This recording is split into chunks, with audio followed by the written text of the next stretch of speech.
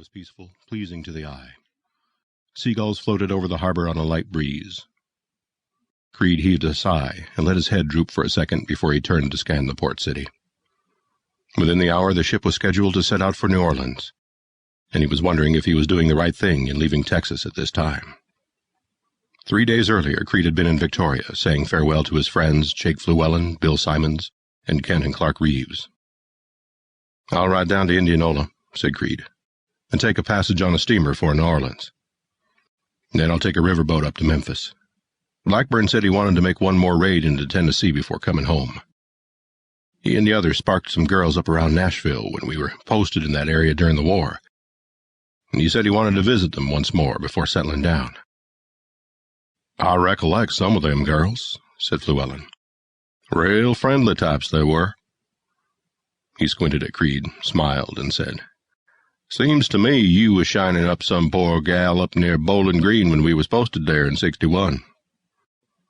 Creed looked a little sheepish and said, "Yeah, I guess I was."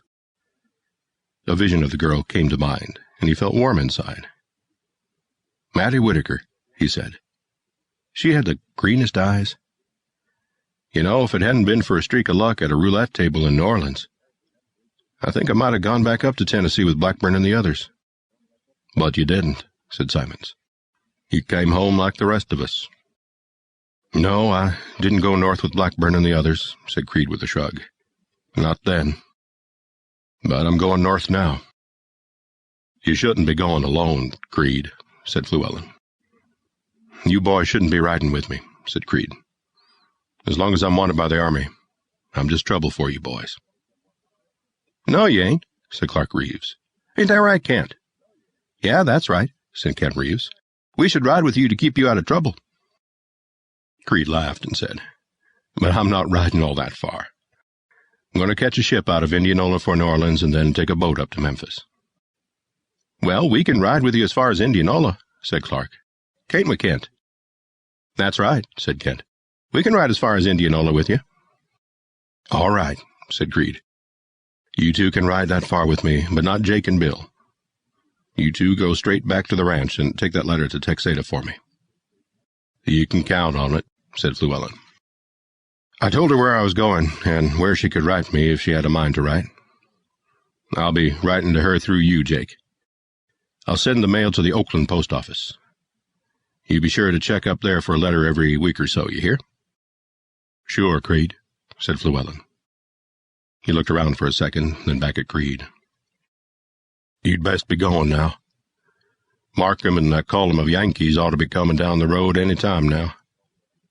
"Yeah, I guess I'd best be going," said Creed. He nodded at Simons. "Bill?" "Go on now," said Simons.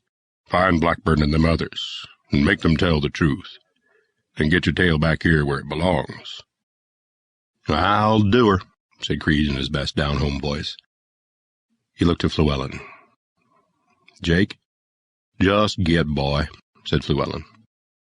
"Right," said Creed. He and the Reeves brothers rode to Indianola that day, reaching the port town at dusk. It was too late to book passage on the steamer leaving the next day for New Orleans, so Creed had to settle for taking the Crescent City 2 days later. Clark and Kent stayed over in Indianola to see him off that morning. They helped him get his horse aboard the ship and placed in a stall in the hold. Then they returned to the dock to say their goodbyes. When that was done, the Reeves brothers rode off for home, and Creed went aboard to wait for the Crescent City to sail. "Hey, mister," said a small boy coming toward Creed. Creed twisted his head to see the tow-headed youngster. He guessed from the size of the lad that he was only 7 or 8 years old, but there was something in the boy's eyes that said he was a lot more mature than his real age. "You want me, son?" asked Creed. "Yes, sir," said the boy. "Is that your horse in the hold, the gray one?" "Yes, that's my horse," said Creed, suddenly worried that something might be wrong with Nimbus. "I thought so. I saw you loading him in with 2 other men a while ago. He sure is a beauty, mister. What's his name?" "Nimbus." "Nimbus? What kind of name is that?" Creed chuckled, looked up at the sky, and said, "You see that cloud up there, the one with the gray bottom on it?" He pointed with the index finger of his left hand. "Yes, sir."